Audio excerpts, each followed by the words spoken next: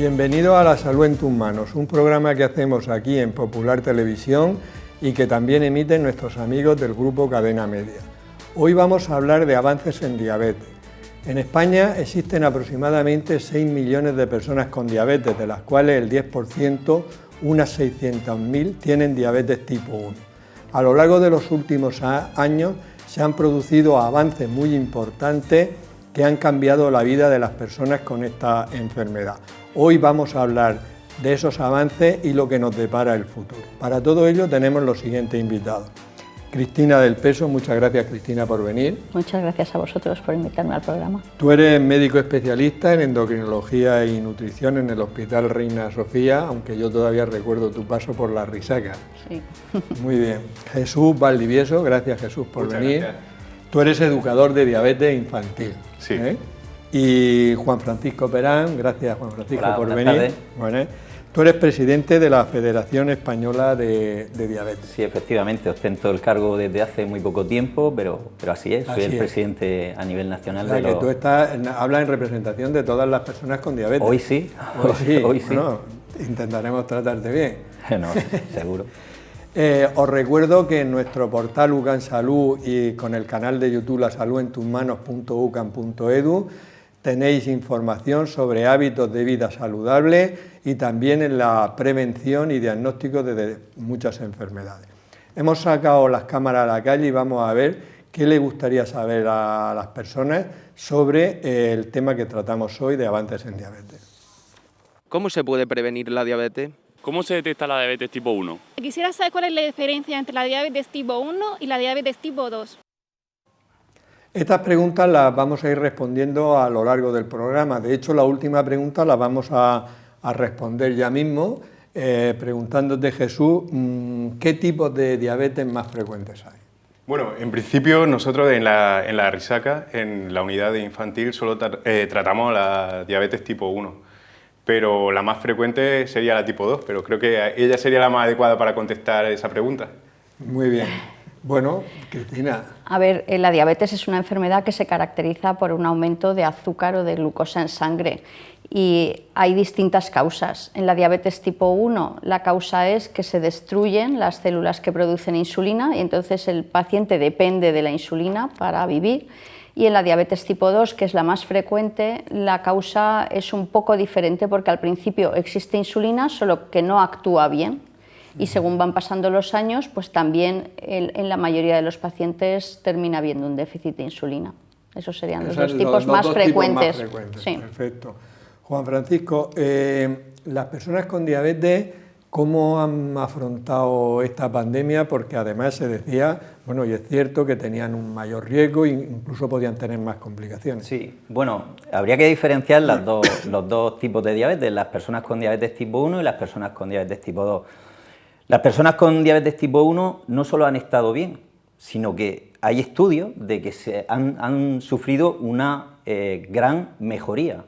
Y esto tiene una explicación. Las personas con diabetes tipo 1 estaban en sus casas, recluidos, sin moverse, sin nada que les alterase su glucemia, disponían de los dispositivos de monitorización de la glucemia, disponían de tecnología suficiente como para manejar fácilmente su diabetes.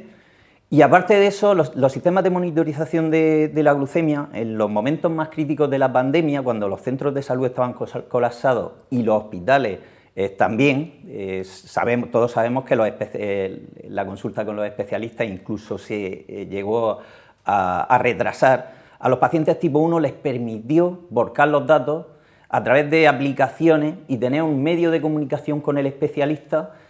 Y ahí sí que tuvieron una gran ventaja con respecto a los pacientes tipo 2, que es los que yo voy a nombrar ahora y que realmente se ha visto claramente que han sufrido un deterioro. Y también tiene su explicación. Los dos pilares fundamentales en el tratamiento de la diabetes tipo 2, junto con la medicación, son el ejercicio físico y la alimentación. Estos pacientes estaban recluidos en su casa, sin poder hacer ejercicio físico y comiendo. Entonces, pues lógicamente estos pacientes han sufrido un deterioro. Y luego, por otro lado, tampoco tenían acceso a los sistemas de monitorización y en muchos casos no tenían ni siquiera glucómetro. Es decir, al paciente tipo 2 con tratamiento de metformina no se le da tira reactiva. Y yo creo que eso es algo de lo que deberíamos de aprender, de los errores, de los fallos que se han cometido en esta pandemia. Deberíamos de tomar nota. Al paciente hay que darle tira reactiva y hay que darle un glucómetro, porque es el único dispositivo que tiene el paciente para saber cómo está controlada su diabetes. Sí, a mí me parece interesante algunas cosas que has dicho, todas, pero sí, digamos que más el diabético tipo 1 efectivamente, cuando los vemos en la consulta muchas veces hablamos de alimentación, de ejercicio, de insulina, pero es que en la diabetes influye todo. Si vas más ligero, más despacio, si te estresas un poco y claro, al estar más... Claro, estaban recluidos y la verdad, bueno, yo tengo una hija con diabetes, que es lo que me vincula al mundo asociativo, y mi hija ha tenido una glicosilada espectacular. Yo creo que desde que debutó hace 12 años, esa glicosilada no la ha conseguido, pero claro, es que mi hija no va al colegio, no iba al colegio, no jugaba con los críos. A ver, yo prefiero que yo sinceramente hubiera preferido que la glicosilada hubiera salido más elevada, pero que hubiera hecho una vida normal. Una vida normal, pues. Sí. Vamos a ver, Cristina, decíamos que en los últimos años se han producido avances muy importantes en todo, pero por ejemplo, con respecto a las insulinas, ¿qué avances más importantes se han producido? Primero decir que el tratamiento de los pacientes diabéticos tipo 1 actualmente es un tratamiento intensivo. Esto lo que significa es, bueno, pues hay dos tipos de tratamiento intensivo, con múltiples dosis de insulina o con bombas de insulina. De lo que se trata es de imitar lo que hace un páncreas de una persona que no es diabética. El tratamiento con múltiples dosis de insulina consiste en una dosis que se da una vez al día. Es una insulina que se llama lenta o retardada, que dura 24 horas, y luego cada vez que el diabético va a hacer una ingesta tiene que ponerse otro tipo de insulina, que es una insulina rápida. El problema de este tratamiento intensivo es que aumenta mucho el riesgo de bajada de azúcar o de hipoglucemia. Entonces, todos los avances lo que tratan es de disminuir ese riesgo, mejorar el perfil de las insulinas y disminuir el riesgo de hipoglucemia. Y en los últimos años se ha avanzado en las insulinas en los dos tipos, tanto en las lentas como en las rápidas. Las insulinas lentas tienen perfiles de acción más largos, sí que duran 24 horas realmente, hay algunas hasta que dura 42 horas, son más estables, hay menos variabilidad y han demostrado que reducen las hipoglucemias, sobre todo las nocturnas. Y las insulinas rápidas que tenemos últimamente, también estamos ya con insulinas de segunda generación, son las insulinas ultra rápidas, son más rápidas de acción, imitan mejor lo que hace un páncreas en condiciones normales. Duran menos tiempo, hacen picos más precoces. Realmente cuando salió la primera insulina glargina, la famosa, podemos decir nombre, no hay ningún problema, la Lantus, eso supuso un cambio radical en el tratamiento de la diabetes tipo 1, porque yo, que soy bastante mayor que tú, la verdad es que una persona con diabetes tipo 1 fuera bien controlada con las insulinas antiguas, la NPH, era muy complicado por muy bien que ellos quisieran hacerlo. Sí. Sin embargo, esto ha sido un cambio... Sí. Y luego tenían también unos horarios muy rígidos. Claro, o sea, y esto les ha permitido... les ha permitido liberalizar un poco esos horarios, ya no es tan estricto la hora a la que te tienes que poner las insulinas. Y incluso las personas con diabetes tipo 1 que conocen los hidratos de carbono de los alimentos, bien sea en raciones o bien tal, realmente es que se ha transformado la diabetes tipo 1, que era una enfermedad, podríamos decir, grave, en una enfermedad incómoda, porque tienes que pincharte, porque tienes tal, pero es mucho más fácil el control ahora que antes. Ha sido un cambio espectacular. Y la enfermedad se puede adaptar al tipo de vida, claro, no al revés. Antes había que adaptar el tipo de vida a la enfermedad, ¿no? Jesús, un avance muy importante, aunque están desde hace bastantes años, pero cada vez los sistemas de infusión continua de insulina, llamamos bomba de insulina, también ha habido avances muy importantes. ¿Cómo funcionan esas bombas y qué mejoras se han producido? Pues las bombas de insulina, que por cierto aquí tenemos dos, son unos dispositivos que lo que hacen es durante unos días ir suministrando esa insulina de forma más o menos continua. Entonces producen, de la manera que ha hablado la doctora, van liberando una insulina la insulina de manera como la insulina lenta, pero una insulina rápida que va actuando como el páncreas, conforme las necesidades que va teniendo el cuerpo. Y luego, a la hora de comer, pues se pone otra insulina, otros bolos, se llama, que lo que va a hacer es ayudar a absorber los alimentos, a metabolizar esos alimentos.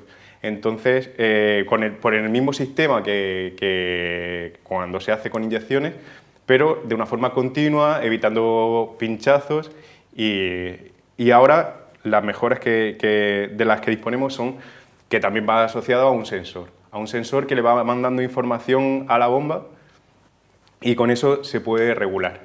Que le mande información de los niveles de glucosa, y entonces tú puedes regular la bomba, ¿no? El sensor, de forma automática, al mandarle la información a la bomba, tiene un algoritmo que va liberando más o menos insulina según las necesidades, sin tener que ponerle tú lo que necesitas. Te libera un poco en el tema de la insulina de la basal, o sea, te libera al paciente a la hora de tomar ciertas decisiones.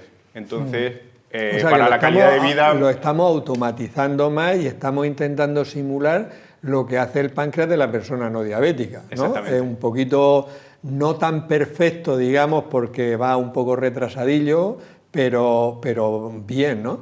Y la insulina, entonces, básicamente la bomba lo que hace es que va inyectando una pequeña cantidad que predetermináis normalmente el endocrino con el educador y el paciente, le dice de tal hora a tal hora, tanta cantidad, de tal hora, y luego antes de las comidas, según los niveles de glucemia, se pone el bolo o ya incluso la misma bomba.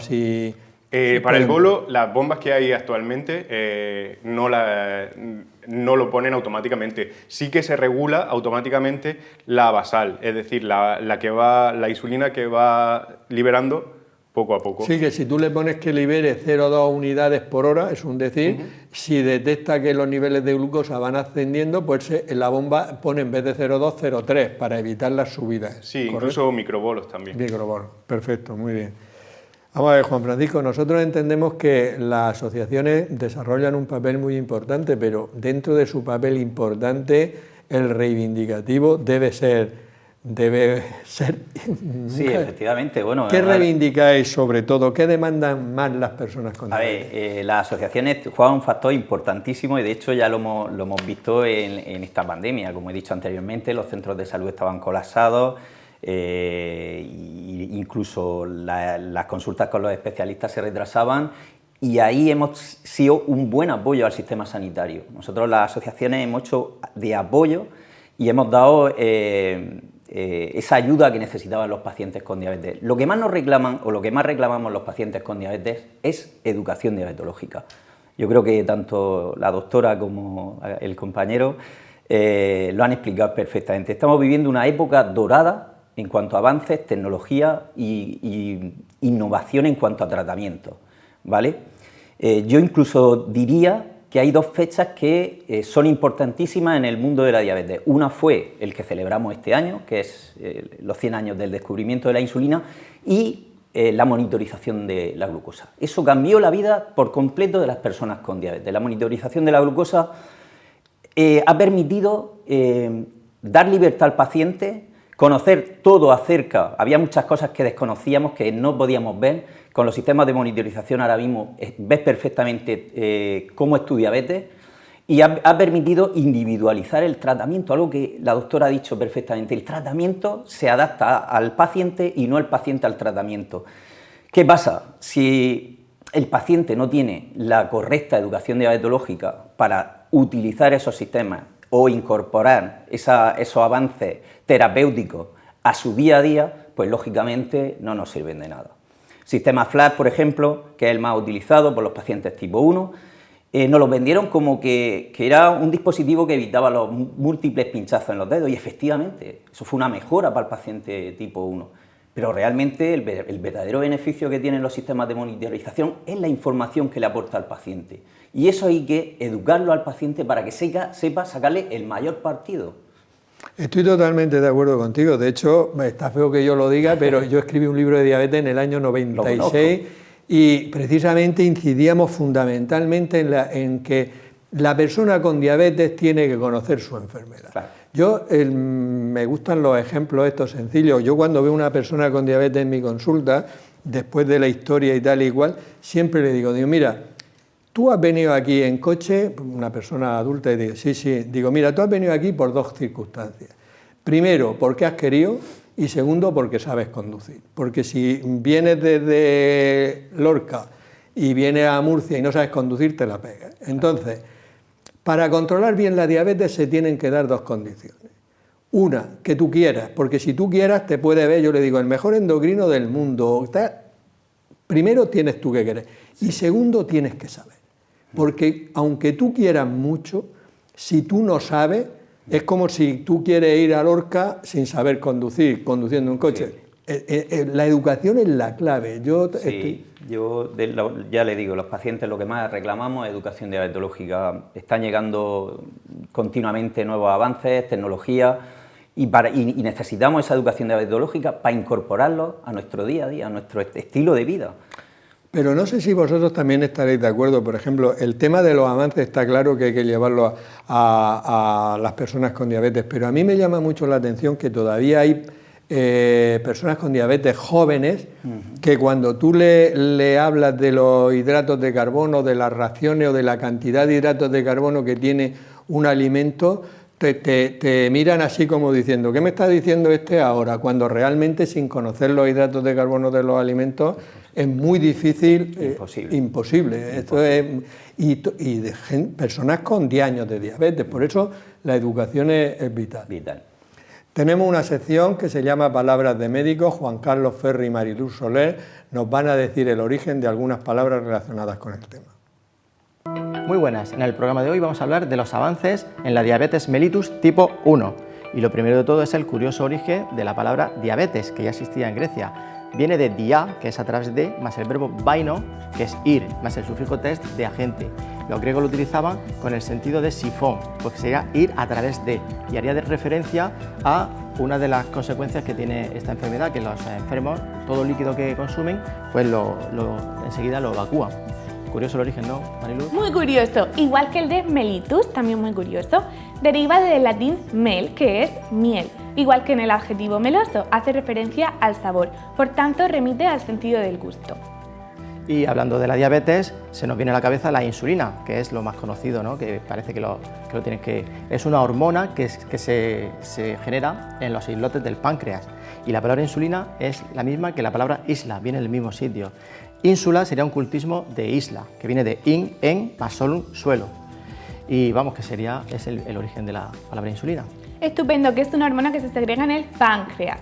Páncreas también tiene un origen griego, está formado por el adjetivo paspasapan, que significa todo, como en pandemia, todo el pueblo, o panteón, todos los dioses, y creos, que significa carne, porque estos primeros médicos que vieron el páncreas le recordaría la forma a la de la carne.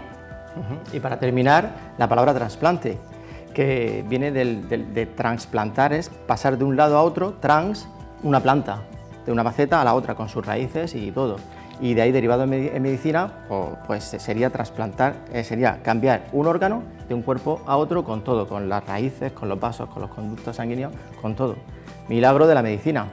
Nosotros en España somos líderes en trasplante, algo de lo que tenemos que estar muy orgullosos. Palabras de médicos. Bueno, ya sabemos un poco más sobre el origen de estas palabras que nos han comentado. Cristina, situémonos con las bombas de insulina. Primero, ¿cuándo está indicado ponerlas y sobre todo, cuándo no se deben poner? Yo creo que las bombas de insulina son un sistema tecnológico avanzado que requiere más implicación por parte del paciente que con las múltiples dosis, con lo cual la primera condición es que el paciente esté dispuesto a implicarse con el tratamiento. Hay que hacerse más controles, hay que manejar la bomba, es decir, que necesita un tiempo del que hay que disponer. Ahora mismo las bombas de insulina están indicadas, es como un segundo escalón. Cuando no se consiguen los objetivos de glucemia con las múltiples dosis de insulina, pues ahí tendríamos una indicación para poner una bomba de insulina.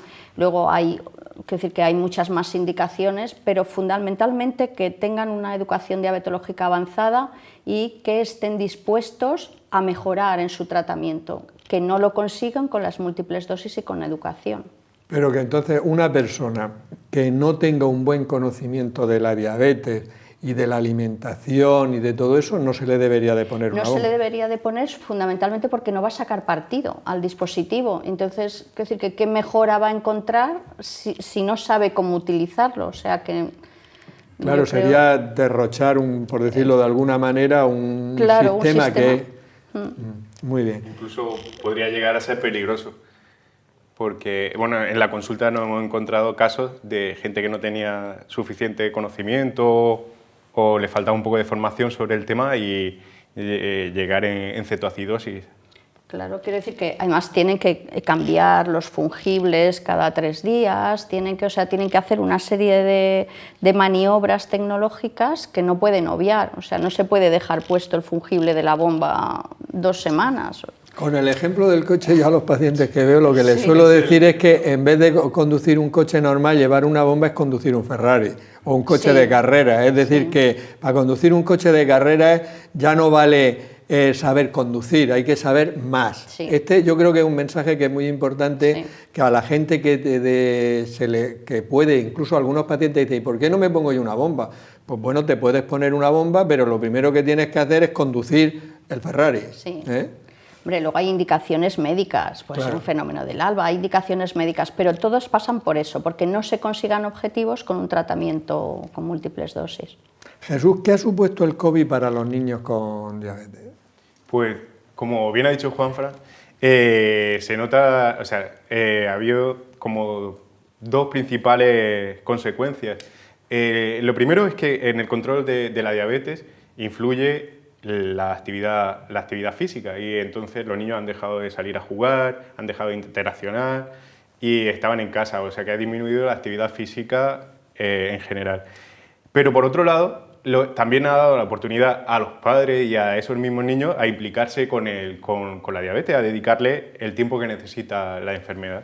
Entonces, en muchos casos, lo que ha supuesto es que aprendan a conocer la enfermedad, aprendan a ver cómo les sientan diferentes alimentos, cómo absorben los hidratos de carbono, que también ha regulado un poco el tema de las emociones, que también influyen mucho. Entonces, por un lado, el confinamiento y demás, en algunos casos pues, ha podido ser un poco negativo, pero en otros casos ha supuesto ponernos un poco en consonancia con un tema que tenían abandonado. Sí, y eso lo que tú dices, que los padres en la casa han convivido más tiempo obligatoriamente, más tiempo no, todo el día, y entonces eso ha hecho pues que aprendan mucho más Muy bien. Juan Francisco, ¿tu opinión sobre la telemedicina?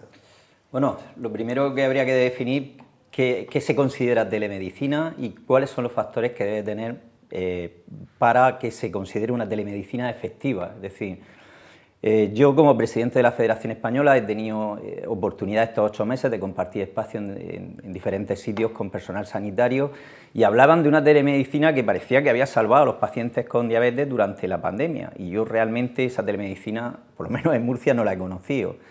Si le llamamos telemedicina a una llamada de teléfono, lógicamente no es telemedicina.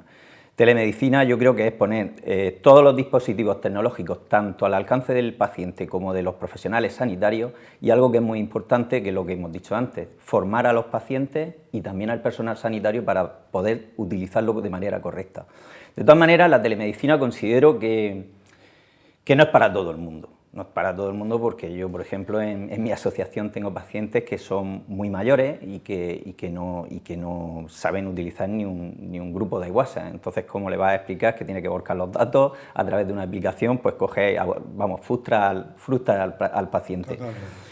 Y bueno, yo creo que la telemedicina, sabiéndola utilizar, es un buen complemento para la consulta de manera directa, de manera presencial.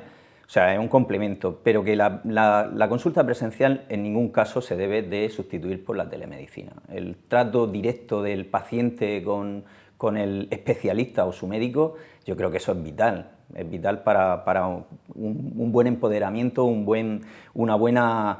que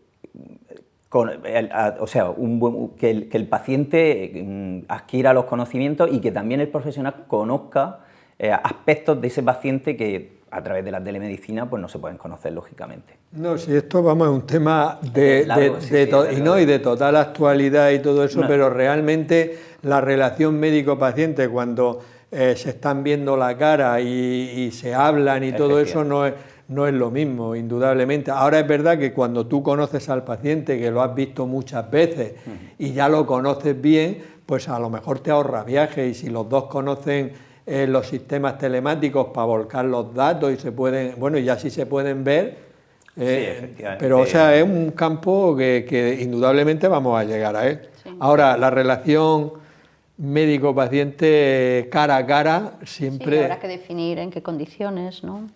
Claro.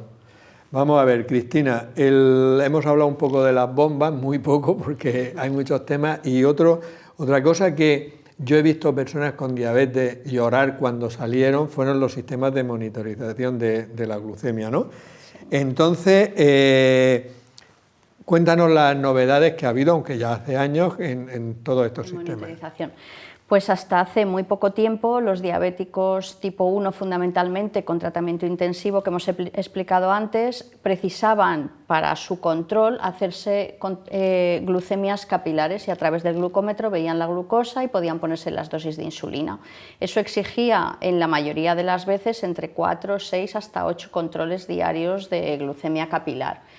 En los últimos años han salido unos dispositivos a modo de parche que tienen una aguja que se ponen en el abdomen o en el brazo, depende del tipo de dispositivo que sea, y lo que hace es que mide la glucosa intersticial. No es exactamente igual que la glucosa capilar, la glucosa va por los capilares de manera sencilla, sale de los capilares y va a otro espacio que está entre las células, ese es el espacio intersticial, pero claro, necesita un poco de tiempo para llegar a ese espacio, entonces la glucosa que se mide no es simultánea con la capilar, sino que hay un pequeño retardo. Siempre hay que tener presente pues, que lo que estamos viendo no es lo de ahora, sino lo que ha ocurrido hace 5 o 10 minutos. Estos dispositivos lo que hacen es medir la glucemia de manera continua a lo largo de las 24 horas. Bueno, y realmente ha supuesto un avance muy... Eso yo creo que es el avance más importante que ha habido en los últimos años. Yo creo que es lo que realmente ha cambiado el tratamiento de los diabéticos tipo 1. Me imagino que todos lo habremos visto, es verdad, no lo decía de broma, yo he visto personas con diabetes realmente emocionarse, llorar de emoción, de no tener que pincharse en los... Hay veces que yo he dicho, cuando mi hija debutó con 2 años, y yo me acuerdo que uno de los comentarios que nos hacíamos mi mujer y yo, porque hacíamos turnos nocturnos, era como hacer guardias. Cada 2 horas se levantaba uno y hacerle la glucemia y decíamos mi mujer y yo, ¿tú te imaginas que sacaran algo, que no tuvieras que pincharte o simplemente que pudieras verlo? Y ahora es una realidad. O sea, es que ahora mismo es una realidad. Tú tienes el móvil puesto en la mesilla, te saltan las alarmas. Nos ha cambiado la vida, sobre todo a las personas que teníamos críos con claro, es que diabetes. Los padres levantarse, que yo, vamos, eso y además incluso se aconsejaba. Bueno, y sin aconsejar, los padres no dejaban a un niño o una niña toda la noche, ellos no se enteraban ni se despertaban, pero... Es muy difícil, la verdad que el control glucémico en un crío tan pequeño es muy variable, es muy complicado, y luego también la autoprotección de los padres, para que no lo vamos a nombrar, la autoprotección hacía que, aunque supieras que estaba bien, decía, ¿y si le ha bajado? Y había veces que yo ya decía, no tiene dedo, o sea, es que no tiene dedo, es que ya no sé dónde pincharle. Y ahora, pues, gracias a Dios, pues sí, se hacen algunos controles puntuales, pero realmente... Pero puntual. Jesús, en los niños, ¿qué mejoras se han implantado que mejoren la monitorización de la glucosa en los niños? Bueno, el tema de la monitorización, pues ya lo que había hablado. Primero, el tema del encarnizamiento, de pinchar en dedos tan pequeños tantas veces, suponía un desgaste bueno, ya con eso se ha solucionado, y ahora puede ser que sea... ahora sí que necesitan algunos, pero puede pasar días sin pincharse en un dedo, sin necesitar una capilar. Luego, ¿qué es lo que supone? Pues en principio, no olvidemos que en la escuela no están con los padres, no están con la familia, y tener que hacerse el control y decidir solos, de forma autónoma, pues para los padres o para los familiares siempre tenía que estar alguien en la puerta del colegio esperando a que se hicieran el control para decidir si entraba, qué almuerzo le daba, si le ponía insulina, qué pasaba. Ahora, solo con la mejora de tener comunicación, aunque solo fuera la comunicación, tener un WhatsApp o tener una llamada con esos familiares, ya evita que tenga que estar el familiar allí haciendo guardia en la puerta del colegio. Partiendo de ahí, luego tenemos los sensores que actualmente ya a través de diferentes plataformas envían la información de forma más o menos continua a los familiares. Entonces, pues cualquiera de los sensores que se están poniendo actualmente mandan la información a través del móvil al familiar, y no necesita, ni escribirle, simplemente sabe en qué momento, en cada momento, cómo está esa glucosa. Entonces, a nivel de la escuela ha mejorado muchísimo. Y luego en casa, las noches ahora son, para muchos de los padres, de los familiares, son muchísimo más tranquilas. Hay padres que nos dicen que a partir de la monitorización y de la alarma, sobre todo, pueden dormir. O sea, han sido años sin poder dormir una noche entera. Han disminuido el miedo a la hipoglucemia, ¿no? Fundamentalmente. Entonces, ha mejorado la calidad de vida de esos familiares y de los niños. Es que esto, a lo mejor, las personas que nos están oyendo, si no lo han vivido, como en tu caso personalmente, pero nosotros como endocrino, como educador de diabetes, es que lo que tú has comentado es que iba normalmente la madre, a veces el padre, a la puerta del colegio a ver hacerle el análisis al niño en el recreo para ver qué le daba de comer. O sea, es que tú fíjate lo que supone eso en la vida de la unidad familiar, ¿no? En la unidad familiar, y no un día, porque un día el niño se ha puesto malo y va al colegio, pero es todos los días. O sea, realmente ha supuesto un cambio brutal. Juan Francisco, dentro del colectivo de personas con diabetes, ¿tú crees que hay algún grupo que esté desatendido? Desatendido quizás es una palabra muy fuerte, digamos, no atendido como se merece. A ver, yo pienso que sí, es mi percepción, ¿no? ¿Vale? Lo primero que tengo que decir es que yo soy un defensor de la sanidad pública y creo que tenemos uno de los sistemas sanitarios más importantes, vamos, con diferencia, pero sí que es cierto que hay muchas cosas que se pueden mejorar.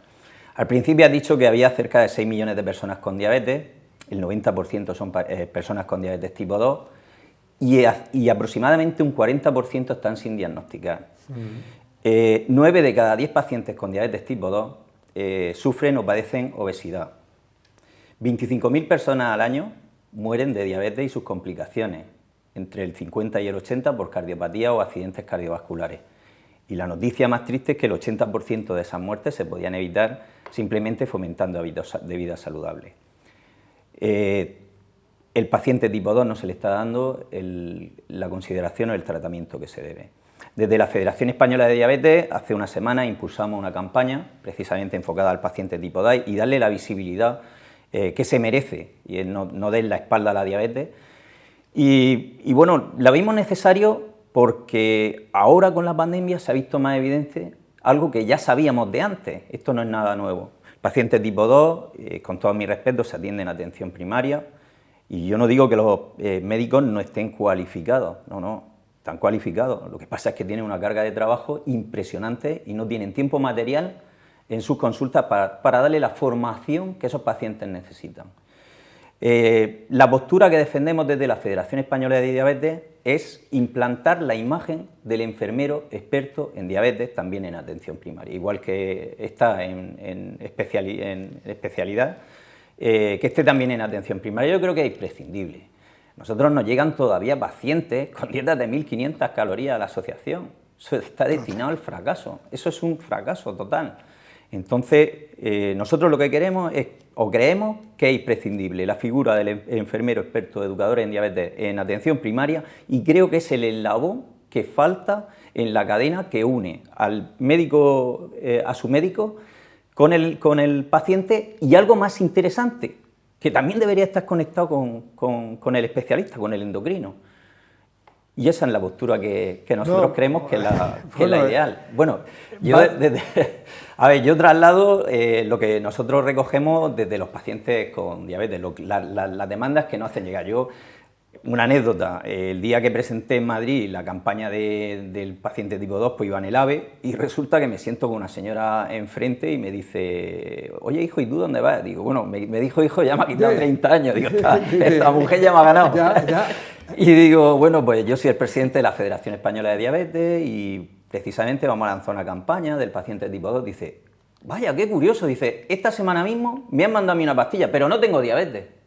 Yo estaba allí y yo dije, blanco y en botella, digo, pues tengo dos opciones. Le digo a la señora, si tiene usted diabetes. Yo creo que a la hora del diagnóstico, el paternalismo, yo creo que el médico tiene que dejárselo. Al paciente tipo 2 hay que decirle la realidad, hay que decirle, mire usted tiene diabetes y usted va a poder hacer una vida completamente normal si hace esto, esto y esto. Pero también hay que avisarle de las complicaciones que puede tener una diabetes mal controlada, y le estamos haciendo un grato favor. Sí, el tema es que daba para muchos programas, no para uno. Sí, bueno, podríamos... No, pero quiero decir, vamos a ver, yo estoy totalmente de acuerdo contigo, y de hecho nosotros lo hemos hablado miles de veces. La persona con diabetes tipo 2 realmente es el 90% de las personas con diabetes, tú lo has dicho, el 80% más son obesos y tal. De todas maneras, y la clave es la educación diabetológica. Siempre. La clave. Y yo estoy a favor de, bueno, los educadores, hay que decir que tú eres muy joven, pero o sea, en la Risaca, cuando yo era residente, de lo cual hace más de 40 años, se hacían los sábados por la mañana cursos para las personas, para los niños y los padres los padres de los niños y las niñas con diabetes. O sea, y todo eso ha avanzado muchísimo, ¿no? Sí. Pero luego yo no sé si vosotros estaréis de acuerdo, pero hay una cosa que es muy importante, y es que cada persona debe responsabilizarse de su salud. Y entonces nosotros ahora vamos a sacar un libro que se llama ¿Y tú qué haces por tu salud? Porque, y la base del libro es que, por ejemplo, vemos personas con diabetes y le dice, la diabetes la llevan muy bien con la pastilla, con la insulina, el colesterol muy bien con la pastilla, la tensión muy bien con la pastilla. Es decir, todo lo que depende de las pastillas va estupendo, pero has ganado 3 kilos, sigues fumando y no te mueves. ¿Tú qué haces por tu salud? Eso es lo que es el mensaje que hay que transmitirle a los pacientes, de que la salud depende de ellos, y en la diabetes más todavía, ¿no? Sí, por eso le decía que a la hora del diagnóstico es importantísimo que se le informe al paciente realmente de las complicaciones que puede tener una diabetes mal controlada. Yo creo que en ese sentido no se le está informando, y tampoco los pacientes tipo no reciben la educación diabetológica que necesitan, ni el seguimiento, pero no porque no tengan tiempo los médicos, ya lo vuelvo a repetir, porque no va a ser que me estén escuchando y ahora me cojan manía, ¿no? Sí, es verdad que es que llevan vamos a ver, si tienen 40 pacientes en la consulta, si a qué tocan, a 2 minutos por paciente, pues es lógico, ¿qué formación le pueden dar a esos pacientes? Bueno, pues te voy a coger la palabra. Aquí en la UCAN hay una cátedra que se llama Cátedra Internacional de Educación en Salud, Deporte y Alimentación. Salud, Deporte y Alimentación. Yo soy el director de la cátedra esa. Bueno, pues vamos a hacer un curso para la población diabética, sobre todo diabéticos tipo 2, para formarlos. Y sería fenomenal. Y cuento con tu colaboración y, por supuesto, con la vuestra. O sea que ya aquí nos hemos comprometido públicamente a sacar ese curso adelante. Perfecto, ¿vale? Estupendo, me parece fenomenal. Vale, ya hemos sacado algo bueno del programa. Cristina, vamos a ver, ¿qué son los sistemas híbridos de asa cerrada o semiautomáticos y qué mejoras se han producido en esos sistemas? Bueno, es un paso tecnológico más que nos acerca hacia lo que es el páncreas artificial o el sistema automático de infusión de insulina. Eso lo que consiste es en conectar los sistemas de monitorización continua de glucemia a tiempo real, no los flash, sino los que son a tiempo real, a través de un algoritmo o controlador matemático con las bombas de insulina. Entonces, en un primer momento lo que hacían es que cuando el sensor detectaba que la glucemia estaba bajando, que en los próximos 30 minutos iba a bajar por debajo de un nivel aceptable.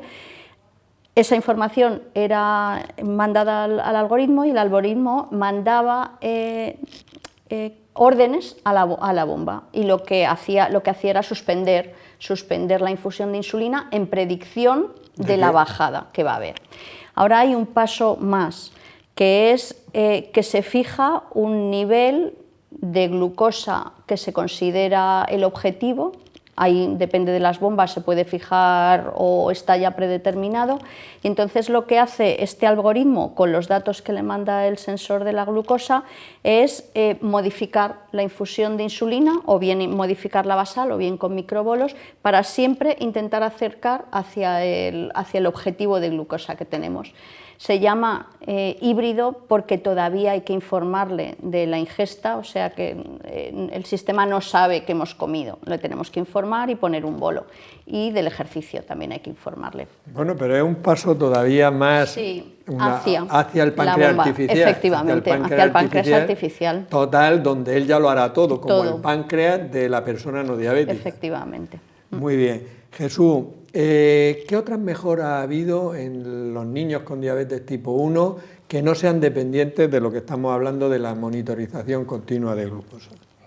Pues aparte de la monitorización, que ya hemos dicho que para los niños ha sido, y para las familias, una mejora importante, luego hay determinadas aplicaciones para el móvil, para aprender a contar los hidratos de carbono, y para poder llevar la dieta por raciones, que es la dieta que llevan habitualmente, mejor. Hay aplicaciones que nos ayudan a calcular cuánta insulina se debe poner. Lo que hemos dicho antes también, la comunicación con los padres. O sea, simplemente que haya una comunicación mejor ha mejorado. Y luego, otra de las mejoras, que es, también hay dispositivos donde puedes administrar la insulina sin tener que pinchar en la piel directamente. Durante varios días puedes administrar la insulina ahí y no necesitas eso. Como un depósito. Sí, no es un depósito porque la insulina que pones en ese momento pasa directamente. Entonces, es un dispositivo en el que tú administras la insulina sin tener que pinchar directamente. Y luego, también... la otra mejora sería el glucagón intranasal, que apareció este año, que está financiado desde este año, que el glucagón lo que haría es revertir las hipoglucemias graves, pero al ser glucagón intranasal, uno de los problemas que encontrábamos, que era en el colegio, que tenían miedo de ponerlo porque hasta entonces solo había un intramuscular que había que preparar, manipular y había que pinchar en el cuerpo, y eso entendemos que para maestros y profesores no era agradable, y ahora simplemente es acercarlo. O sea, tenemos aquí uno de prueba, sería... viene en una presentación, este es de prueba, entonces sería introducirlo en la nariz y apretar. Con eso solucionaríamos el problema. Esto es una de las mejoras, o sea, que ha supuesto en la escuela o para las familias, también para otros miembros de la familia que tenían más miedo de quedarse con ese chaval. Llegar y tener esa seguridad, pues le da cierta tranquilidad. También aguanta fuera de la nevera, o sea, se puede llevar, no tiene que ir refrigerado como el otro, el que había hasta ahora, el intramuscular, tenía que estar refrigerado, y este aguanta hasta 30 grados fuera del frigorífico. Un inciso, está financiado pero para menores de 18 años, en adultos no. En adultos no está financiado. No. Bueno, esto es ahora... Depende de la comunidad autónoma. Ahora Juan Francisco... bueno, esto también antes los sensores tampoco estaban financiados para todo el mundo, o sea que esto es un camino que se ha abierto que tiene que llegar a todos. Pero desde luego que ha sido un avance espectacular, porque realmente cuando le mandaba el glucagén, que era el hipoquís, que era el que se mandaba y tal, y le decía a los familiares, no, si el niño tal se mete en una hipoglucemia que no está en coma o que no responde o tal, hay que pinchárselo, y siempre te decía, ¿y cómo le voy a pinchar yo a mi hijo? Yo me acuerdo que le decía, digo, vamos a ver una cosa, esto tú pínchale como te dé la gana, menos en los ojos. Era una manera de quitarle dramatismo a la decía, no le pinchen el ojo, pínchale en la barriga, pínchale, pero pínchale, ¿sabes? Y ahora con eso, desde luego, ha sido un avance, y además eso de este año, efectivamente. Sí, al hablar con los profesores, porque también hemos hecho algunas jornadas con profesores y tal, para informar, ver la diferencia y saber que esto va a ser en caso de necesario, que normalmente no se utiliza, en muy pocos casos, les va a salvar la vida o evitar complicaciones graves, y tenerlo tan fácil, pues les da una tranquilidad tremenda. Muy bien. Juan Francisco, ¿cómo ha influido todo el tema de la pandemia en las asociaciones en general? Bueno, las asociaciones con la pandemia se han tenido que reinventar. Yo digo que han tenido que volver a reinventarse, pero yo creo que la sociedad en general, esto ha sido algo que nos ha pillado, la pandemia ha sido algo que nos ha pillado por sorpresa a todos, y tanto el sistema sanitario como las asociaciones no estábamos preparados para lo que se nos venía encima. Pero sí que es cierto que me gustaría destacar la gran labor que se ha hecho desde las asociaciones, el gran apoyo que se le ha hecho al personal sanitario, a través de webinars y actividades vía online. Hemos intentado cubrir las necesidades que los pacientes nos demandaban. Yo muchas veces me ponía en el lugar de un padre que haya debutado en plena pandemia, que sus familiares no pudieran acceder tiene que haber sido durísimo. Y el poder tener, aunque sea una comunicación vía online, con otra persona que sufre tu misma patología, que ha pasado por tus mismas necesidades, yo creo que eso ha sido un apoyo psicológico importantísimo. Yo creo que uno de los aspectos más importantes de las asociaciones es el apoyo emocional. Y luego, pues gracias a Dios, estamos saliendo de la pandemia, estamos volviendo a recuperar las actividades normales, volvemos otra vez a atender a los pacientes de nuestras asociaciones y gracias a Dios, pues yo creo que estamos saliendo de este tema. Muy bien. De los vídeos que preparamos para nuestro canal de YouTube, lasaludentusmanos.ucam.edu, hemos sacado este para la sección me lo compro, me lo como, no me lo compro, no me lo como. Huesitos, ¿me los compro y me los como o no me los compro y no me los como? Yo no me los compro y no me los como. Vamos a ver los ingredientes, a entender por qué.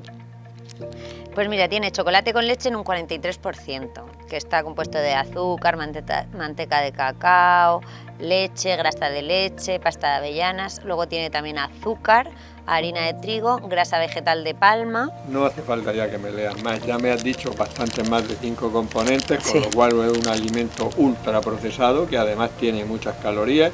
Yo he leído antes la información nutricional y tiene 500 calorías los 100 gramos. Efectivamente. ¿Y de grasas cuántas tiene? Tiene 23 gramos de grasas, de las cuales son saturadas 13 gramos. Es decir, más del 50% son grasas saturadas. Hay que recordar que las grasas saturadas suben el colesterol y una alimentación correcta no debería de tener más del 25 de grasas saturadas.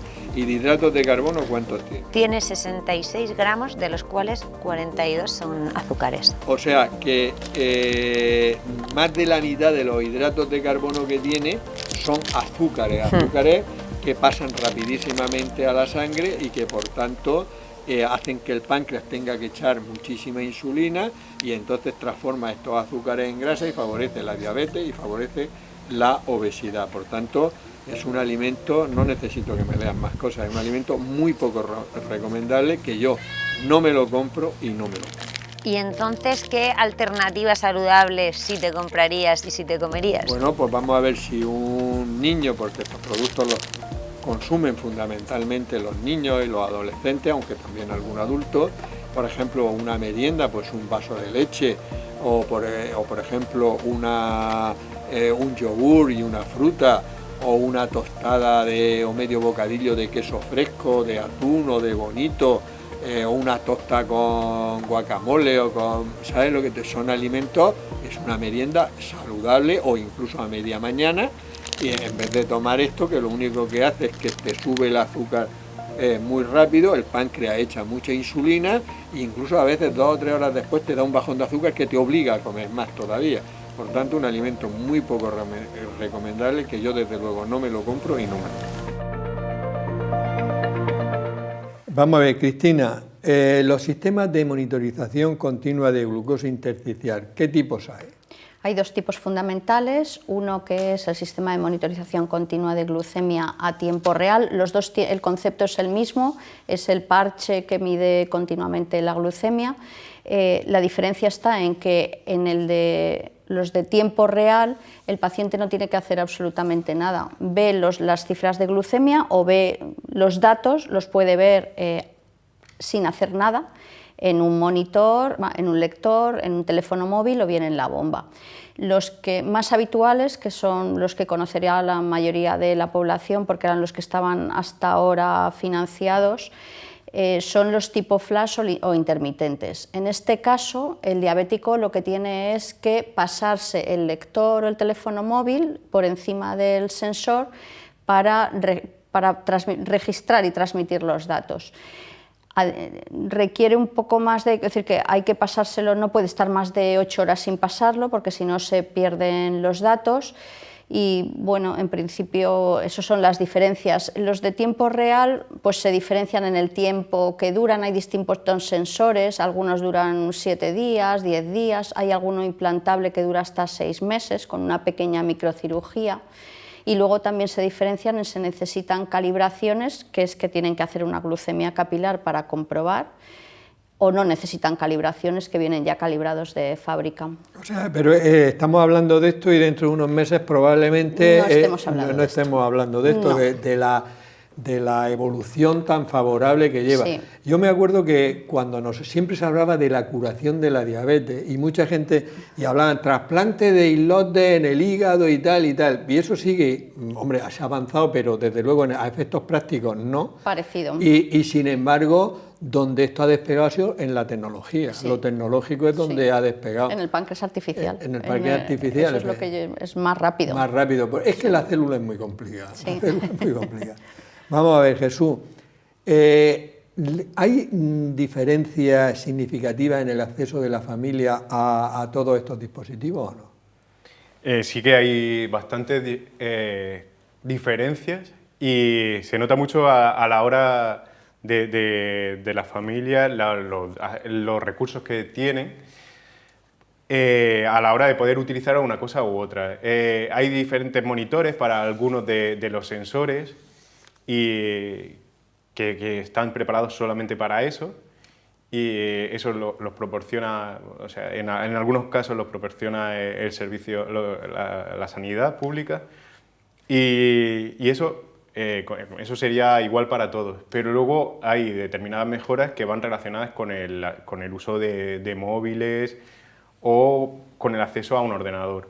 Por ejemplo, para poder recibir los datos por parte de un familiar de una monitorización, necesitas que ese niño lleve un móvil en clase y no todas las personas se pueden permitir ese tipo de móvil porque no todos son compatibles. Entonces, para poder tener una monitorización desde casa tienes que tener un tipo de móvil especial que no todos pueden acceder, pues como os digo. Y luego, a la hora de descargar ciertos dispositivos, o los dispositivos flash, también necesitan un ordenador en casa y no todas las familias pueden acceder tampoco. O sea que la brecha digital que se llama, y en este caso en parte económica, es muy importante a la hora de introducir todos estos avances en los niños con diabetes, ¿no? Sí, exacto.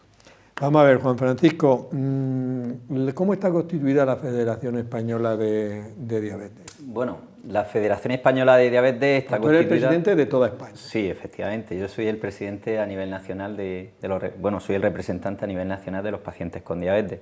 La Federación Española está constituida por 18 federaciones o asociaciones autonómicas y a su vez estas federaciones están compuestas por 158 asociaciones repartidas por todo el territorio nacional. La ventaja que tiene esta infraestructura es que nosotros como Federación Española de Diabetes tenemos la oportunidad de reivindicar directamente al Ministerio y a su vez estas federaciones hacen la misma labor en las diferentes comunidades autónomas, en sus diferentes comunidades, en sus diferentes consejerías de salud. Y eso pues, nos permite intentar equilibrar un poco la equidad en cuanto al sistema sanitario. Todos sabemos que son competencias de las comunidades autónomas Y por ejemplo, pues la financiación del sistema FLAS. Primero se consiguió a nivel nacional y luego tuvo que hacerlo a través de las comunidades autónomas.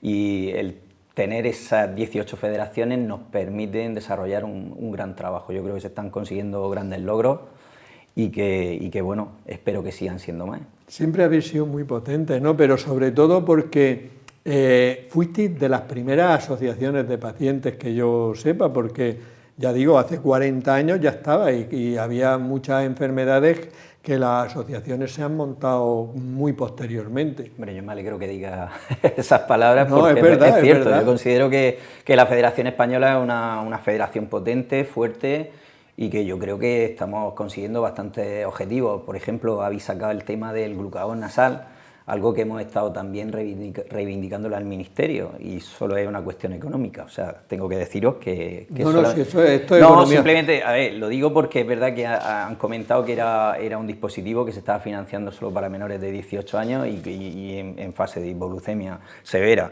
que pudieran tener riesgo y digo yo que crío no tiene fase, o sea, y que adulto tipo 1 no tiene peligro de hipoglucemia severa. El caso es que un dispositivo vale 130 euros y el otro vale 30. Entonces, pues bueno, sí que es cierto que se irá implantando con el tiempo. Imagino que también los laboratorios es importante que cedan un poco en ese sentido, es decir, que... Vosotros presionáis a todos, ¿no? A los laboratorios y a... A ver, nosotros nuestra obligación... No, digo yo, hombre, aquí las cosas es que es vuestra misión, ¿no? No, está bien que lo diga, pero que sí, pero también le digo una cosa, a los pacientes también nos importa el gasto económico. Hombre. Hace una semana elaboramos un documento junto con la Sociedad Española de Diabetes del impacto que generaba la diabetes a nivel nacional, y eran 5.800 millones de euros. De esos 5.800 millones de euros, 2.000 iban destinados a las complicaciones derivadas de la diabetes. Nosotros lo que queremos es que inviertan esos 2.000 y pico en educación, en prevención. Totalmente. Y en acceso a los avances y tecnología. Por cada euro que se invierte en prevención, sí. te ahorras, 10 de ahorro del otro. Efectivamente, y eso es muy difícil de que lo entiendan, pero es así. Los pacientes tenemos la obligación de hacerlo. Muy bien. Última pregunta, no por nada, tengo muchas más, pero es que me dicen que ya no tenemos tiempo. Te la voy a hacer a ti, Cristina, porque no nos perdonarían que hablando de avances en diabetes no dijéramos 3 palabras sobre el trasplante de células beta o trasplantes de islotes. ¿Hay algo nuevo? ¿Se espera algo nuevo pronto?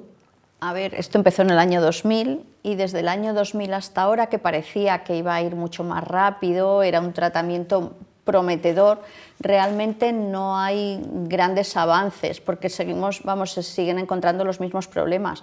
No hay disponibilidad de células y luego el problema del rechazo inmune, que se necesita un tratamiento inmunosupresor para que no se rechacen las células.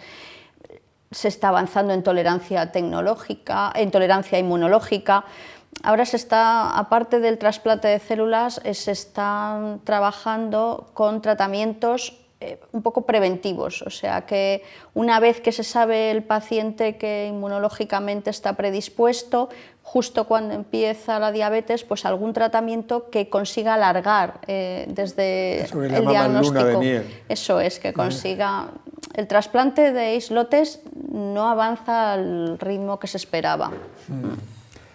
Bueno, entramos en los 5 últimos minutos, 1 minuto para cada uno. Empezamos por ti, Jesús, para que digas lo que quieras en 1 minuto. Bueno, lo que querría decir es que ahora mismo necesitamos mucha formación, todos los profesionales, los que más, y para poder seguir avanzando, la diabetes los avances en diabetes van por delante de nosotros y muchas veces los pacientes van por delante de nosotros, que igual que en otra, como has dicho antes, en otras enfermedades no pasa, en estas sí. Los pacientes llegan con necesidades a las que no sabemos dar respuesta. Entonces tenemos que seguir formándonos y tenemos que seguir apoyando al sistema sanitario para aprender más y para ir descubriendo los nuevos dispositivos, las nuevas cosas que van saliendo para mejorar la vida de las personas con diabetes. Muy bien, Juan Francisco. Yo voy a aprovechar mi último minuto otra vez para insistir en la importancia que tiene la educación diabetológica en el paciente y sobre todo tener acceso real a los sistemas a la tecnología y a los avances terapéuticos. O sea, yo creo que es imprescindible. Y cuando digo acceso real, pues por ejemplo, una situación que están viviendo los pacientes tipo 2 insulinizados, que no tienen acceso a los sistemas de monitorización, y desde la Federación Española de Diabetes lo que defendemos que a igual tratamiento se tiene que tener igual acceso a la innovación. Muy bien. Cristina. Pues yo lo que diría es que hay que aprovechar el momento, quiero decir que tanto los diabéticos como los profesionales disponemos de muchas novedades, tanto farmacológicas como dispositivos tecnológicos, que cada cosa tiene su indicación, no todos los pacientes necesitan el mismo tratamiento, hay que individualizar, pero yo creo que hay que confiar. Desde hace 100 años que apareció la diabetes, ahora se ha hecho una enfermedad crónica y claramente las cosas van avanzando hacia mejor siempre, con lo cual yo creo que hay que confiar en la ciencia y aprovechar lo que tenemos. Muy bien, pues yo creo que hemos puesto de manifiesto varias cosas en este programa, habéis puesto de manifiesto varias cosas en este programa, y una es el cambio de vida que ha supuesto para las personas con diabetes los avances tecnológicos que van a continuar en los próximos años y muy probablemente se llegue a un sistema casi de páncreas artificial. Pero se ha insistido también mucho y de una manera muy importante en la educación diabetológica. O sea, las personas con diabetes tienen que tener muy claro que ellos son las personas que deben saberse mejor la diabetes, casi incluso mejor que sus médicos, porque eso va a repercutir en su calidad de vida y en evitar problemas a largo plazo. Daros las gracias a todos por estar aquí y recordaros que en nuestro portal de salud, UCAN Salud, y en YouTube, lasaludenttusmanos.ucan.edu, podéis recibir información sobre hábitos de vida saludables y también en el diagnóstico y prevención de muchas enfermedades. Por mi parte nada más, despedirnos hasta la próxima semana en un nuevo programa de La Salud en tus Manos. Que seáis muy felices.